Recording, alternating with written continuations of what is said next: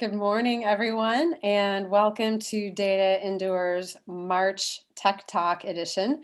My name is Kirsten Burke, and I am joined, as always, by DataEndure's Chief Technology Officer, Shaheen Peruz. Good morning. Good morning. How are you? I am excellent. How are you? Good. It's been a hell of a year already. We're breaking through. The daffodils are coming out. The sun's coming out. It feels like December. Yeah, exactly.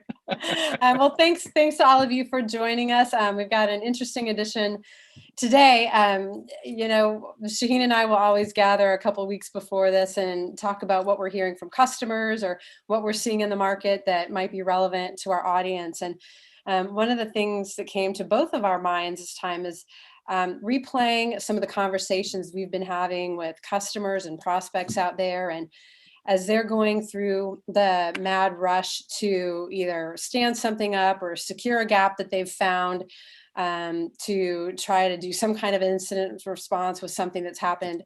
They're putting the tools out there, they're getting things going, but in that rush, sometimes they are neglecting the big picture, which is the governance or compliance side of the house. What are the things that we're measured on? What are the things that regulators are expecting us to do? And oftentimes, if you've gone out there and spent the money or the time on the tools, yet that's not exactly what you're supposed to be doing, you're in another kind of difficult situation. And so we thought we'd just talk a little bit about kind of security versus compliance, and is it really versus, or how they come together, and really how to help manage this whole GRC effort that is so important yet so burdensome to so many organizations. So we'll let the man of the hour open up. Shaheen, what are some initial thoughts there? Well, it's interesting because we're in a state where the pandemic created a scenario where we had to scramble to think about our security differently, and that created a scramble of its own, and it created this snowball effect of we're chasing things that we feel we got to fix, and those things that we feel we got to fix are oftentimes coming from noise from the community, noise from leadership, noise from the periodicals, and what happens is we lose sight of we're so busy chasing and running after this security thing where we want to be secure, and define that however you will for yourself, that we don't keep in mind what should drive security. I've often talked to customers and said that DataEndure's approach to security is a compliance-led security practice. And what's important about that fact is that you could build the Taj Mahal of security, and you could possibly have overdone it. You could have gone too far with security, implemented too many controls, spent too much money, created complexity for your users, created challenges in terms of productivity. And we've all seen companies who have gone across that line. But if you take a compliance-led approach to this, you start with, how am I being regulated? And that might be an external regulatory body, government regulatory body. It might be an industry body. It might be yourself, where you have your own policies that you're imposing on yourselves.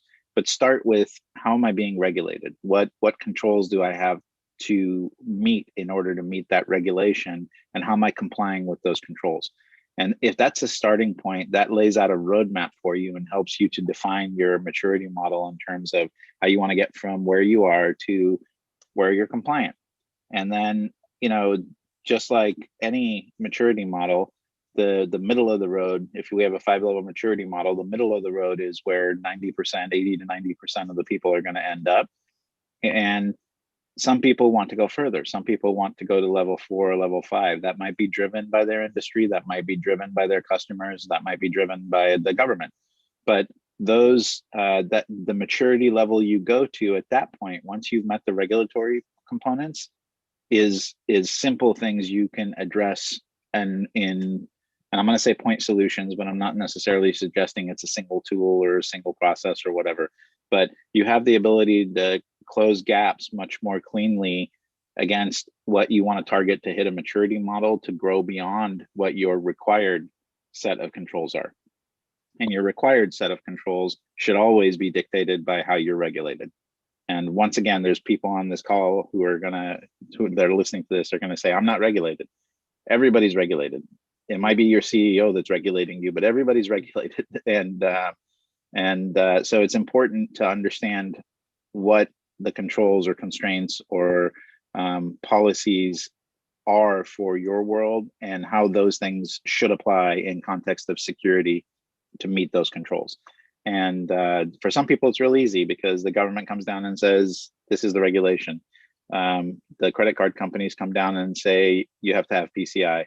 The healthcare industry comes and says, you have to be HIPAA. So for those people, it's very easy to say, this is the regulation that I have to meet.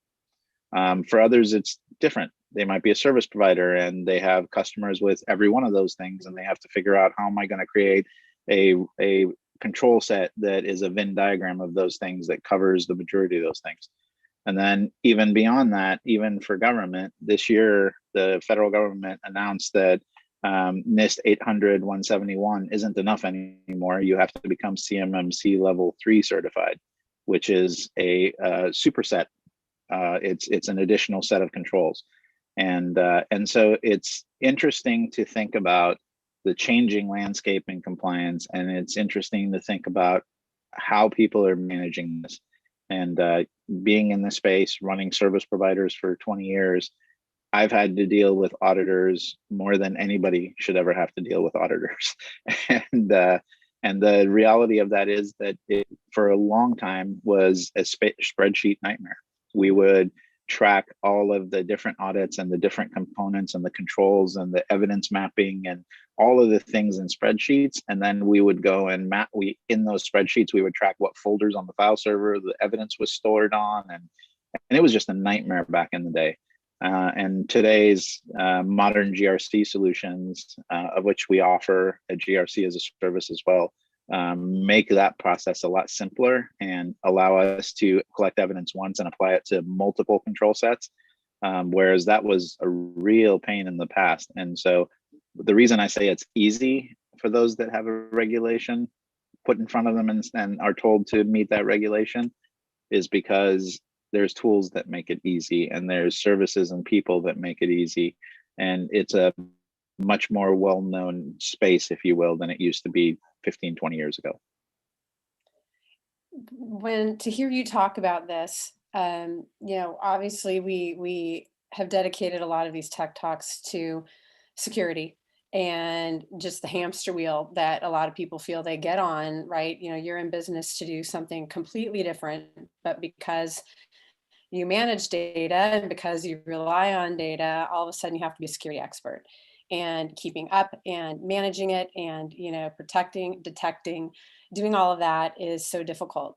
And when I hear you talk about all the elements to GRC, right, whether it's internal governance, whether it's managing risk, whether it's the compliance others are expecting, it seems like you've got this other hamster wheel, right? And you've got a lot of people, a lot of process, and a lot of technology that are dedicated to these things that are important to your business, but certainly aren't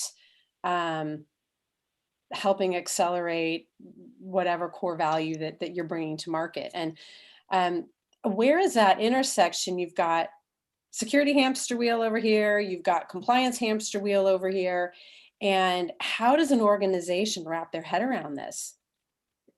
Yeah, it's interesting. I've had a lot of conversations with prospects recently where the conversation for our SOC as a service started with the compliance team, which is not typical. It usually starts with the security team, the CISO and his staff and or her staff. And what the compliance team is trying to do is they have glaring holes in the components they have to have in place as a company in order to meet their regulatory commitments. And so one of those things is 24/7 monitoring of logs, as an example, and security logs and incidents and incident management, and all the things that a managed security service provider like us offers to the customer. are things that make a compliance manager's job easier than going to a already overburdened team and saying, can you build me a SOC? Can you go buy a SIM? Can you do vulnerability management? Can you, those are very difficult things. So we're seeing compliance officers step forward. So I think those two hamster wheels are starting to get connected more and more. And that's part of what this dialogue is about. We're starting to see a place where the compliance, that let's just call them the chief compliance officer and the chief security officer, are working in sync and are working in the same direction and trying to synchronize the spin of the hamster wheels. And where that Venn diagram I was talking about, as a service provider, we have to worry about a Venn diagram that applies across a large number of control sets to meet our customers. So our security policies and procedures cover attributes of just about all of the different compliance. So we could pass any one of them, if you will, but we try to create a control set that is overlapping with most of those things. And similarly, you have to have that same sort of overlap in, even if it's a single regulatory compliance you're dealing with, so that those two hamster wheels can be in sync.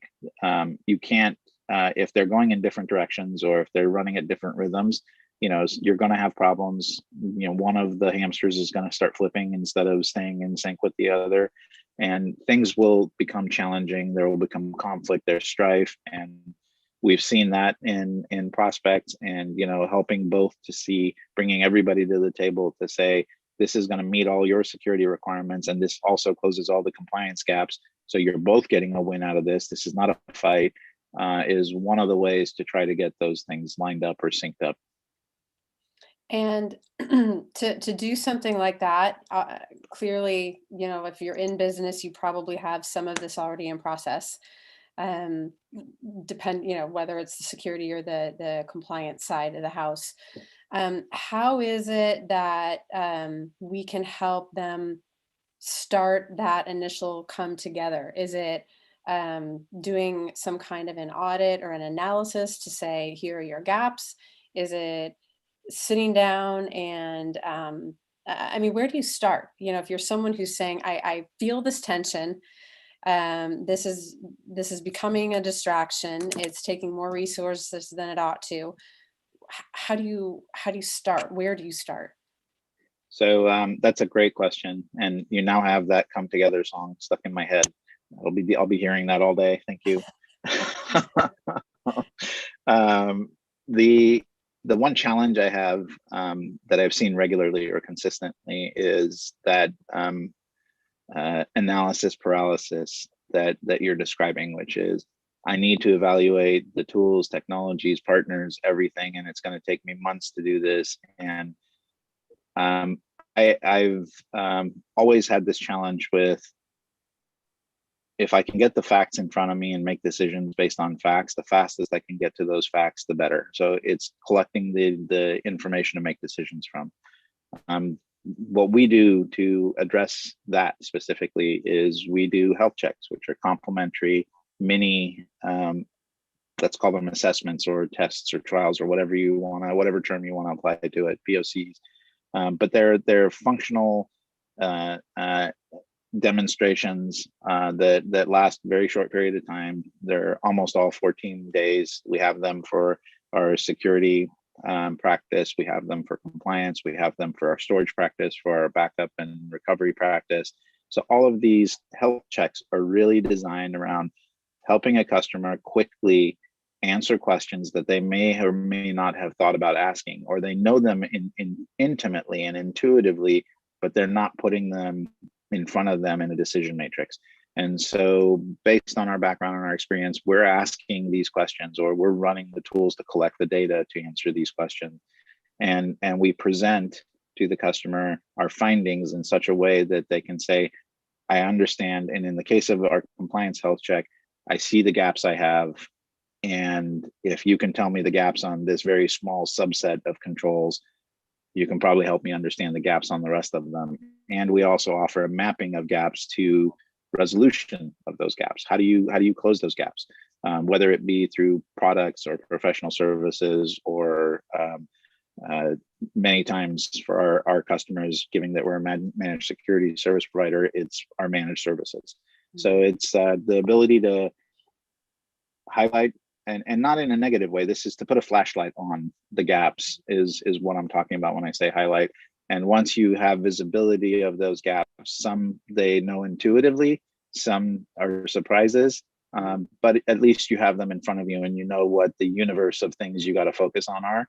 And that's a compliance focused approach to it. So I'm going to start with the compliance led gap analysis. And once I have those gaps closed, then I can step back and I can do all the other, and one of the, for example, most regulatory, the heavily secure regulatory concerns want vulnerability testing, penetration testing, SIM, and 24/7 monitoring of logs or some level of monitoring of logs. Those 4 control sets, if you're missing any of those gaps, once you close those gaps, now those things are going to start showing you gaps in your security controls. So now you have the ability, now you just solved the compliance problem, but now you're seeing gaps with your pen testing and your vulnerability testing that help you identify and build a risk matrix that say, our crown jewels, these servers, these applications have vulnerabilities and we need to prioritize patching those. Or our firewall has ports open in it that they shouldn't have open in it, and it's going to allow a bad actor to come inside our network and do bad things. So let's close that gap. So without that visibility, without having met the compliance, you would have had to make the decision that you're going to do pen tests, that you're going to do vulnerability assessments, and those usually happen, best case scenario once a month, once a quarter for the vulnerability assessment. But usually we see customers running a pen test, which includes a vulnerability assessment once a year. And we see other customers that have their own vulnerability tool, but nobody looks at the console. So it's important to have it be part of your practice. It's important to focus on it from a compliance perspective so that you can get the tools in place that will help you close other gaps and rather than just saying, I'm going to get to the finish line before the other guy, because the line might have moved. Right. Well, just hearing you talk, the phrase that comes to mind is, this sounds like GRC the way it's supposed to be, right? I think so many people think of GRC almost as a penalty to the business, right? We have to do this. We have to comply with this. Now they've changed this on us, right? At the end of the day, GRC is meant to protect the business as well as its customers, but it is such a heavy lift and it's such a drain and it takes so long that, by the time you get your answers and information, everything you were measuring and monitoring could have changed. But if you're able to get from point A to point B faster, and then if what you implement is able to help you surface further gaps faster, this is a serious benefit to your business. And so it almost, what you're talking to me about, and I've lived through the GRC audits as well in past lives. None of them sound like what you're talking about. They are more painful. They take longer. They sideline people and teams for months. But if you were able to do what you describe, what a benefit to an organization. And it's not, there's a lot of acronyms in the compliance and security space that are confusing consumers. So, there's Gartner has to justify their existence by coming up with a new area every week. So we started out with endpoint detection and response, and then decided that's not enough. And that, by the way, replaced traditional endpoint security. And so then we went to MDR, and MDR was managed endpoint detection and response. And then we started to talk about SOC and SOC as a service. And then there was a confusion between SOC and MDR. And now we're talking about the concept of extended detection and response. And every single vendor out there who calls themselves IR is really confusing the topic because none of them are the same. There's not the same feature sets and capabilities. Same thing applies here in GRC. Those 3 letters, GRC, mean very different things to different tool manufacturers that solve GRC. There's some great players out there, some very expensive, large, old school, monolithic GRC applications that are impossible to manage and hard to update. And cost hundreds of thousands of dollars to purchase and years to implement. And then there's some modern ones like Zen GRC that's super easy to pump up and get up and running, but it doesn't solve. It's a tool. It's not solving the problem. It's not making it the easy thing that I described. It's like buying the SIM and nobody looks at it. You don't have the SOC to manage it. GRC is the same thing. You need a compliance practice. You need to be able to have people who are helping manage the program of a assessment. And that's what we do differently. Our SOC as a service is a true SOC, and we deliver it as a service with, there's a dozen open source tools and 3 commercial tools that go into building the SOC as a service offering, which, yes, you could go out and build those things yourselves. But if you can consume it without having to build it, and you get people with eyes on glass 24/7, it's the easy button for SOC, but it's giving you everything you need to get a real SOC and to extend your security capability.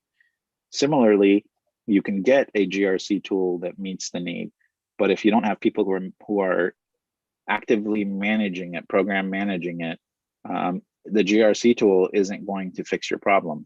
You still have to lock people down for months. You still have to figure out how to collect evidence, and it's still, oh my God, the auditors are coming. We got to rush, and it's always a mad scramble to get the audits done. What we offer in our GRC service is the same approach, which is we have people, the program management of the assessment. We kick off the assessment for you get the GRC tool for one as part of the service. But we have the people that kick off the assessments. Those people also manage the people who are putting evidence into the system. So we do follow-ups to make sure they're loading evidence, and that evidence is loaded into the system instead of in file folders and spreadsheets. And we have the ability to do third-party assessments by questionnaires or whatever. So your supplier chain can easily be assessed as to whether they meet your requirements or not. We have a trust portal, which allows you, once the audit is complete and we do the final review of the audit and work with you in terms of closing it down, we then publish it to the trust portal where your customers can look at it, your auditors can look at it. You don't have to have the auditors come and live inside your building for 3 weeks anymore. It is the nice, coffee and crumb cake conversation, as opposed to mad scramble for 1 quarter every year just before the audit starts. And I lived through that for years. We were you and I shared a past life together. We lived where we were delivering. We were one of the first MSPs in the country and one of the first cloud providers in the country, and we were delivering services to 46 countries and across 6 continents. And we had regulatory concerns coming from every direction. I spent, half of my time talking to auditors for customers. And it was that mad scramble every time we went through our audits. And there wasn't tools like there wasn't services like what we're offering today, because if there were, I would have paid any amount of money to not do what I was doing. And so I agree with you. Your assessment's a good one.